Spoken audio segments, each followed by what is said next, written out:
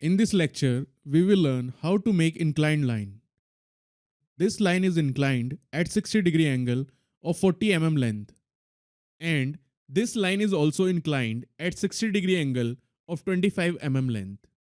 Select line command, left click at first point, give 50 mm length. Now we want this line at 60-degree angle of 40 mm length.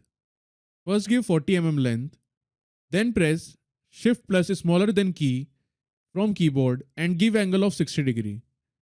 Now give 40 mm of length. We want this line at 60 degree from here and 180 degree from here, that is 240 degree.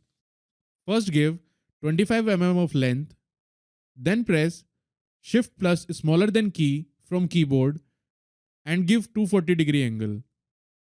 Now give 15 mm of length and close this sketch. Right click and enter. In this way, we can create inclined lines.